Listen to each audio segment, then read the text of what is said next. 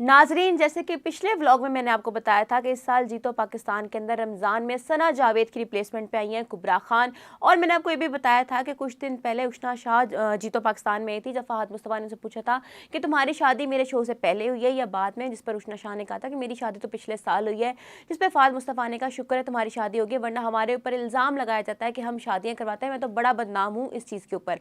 अब फिर उनके शो में जब कुबरा खान आई, उनसे उन्होंने पूछा कि क्या तुम्हारी शादी हो गई है या अभी होनी है, तो इस पर कुबरा खान ने कहा कि नहीं, मेरी शादी तो अभी नहीं हुई।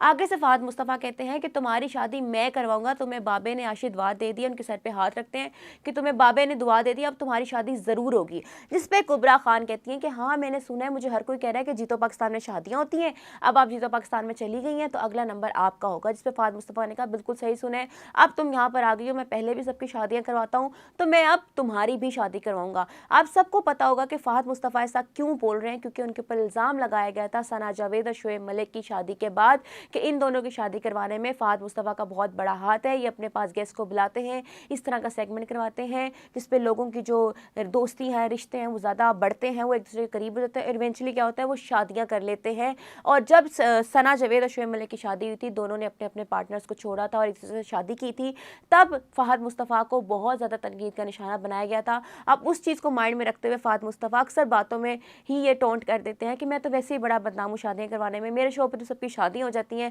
पहले उन्होंने ये उशना शाह को कहा और अब उन्होंने कुबरा खान को कहा कि अब तो मेरे शो में आ गई हो तो अब यकीनन तुम्हारी शादी हो जाएगी। नाज़रीन, आपने ये क्लिप देखा होगा और आपने अब व्लॉग में भी सुन लिया, आपकी इस बारे में क्या राय है? क्या वाकई ही फहद मुस्तफ़ा का हाथ होता है शादियाँ करवाने में, या फिर शोएब मलिक और सना जावेद की शादी के अंदर फहद मुस्तफ़ा का हाथ था या नहीं? आप इस बारे में क्या सोचते हैं? मुझे कमेंट सेक्शन में ज़रूर बताइएगा।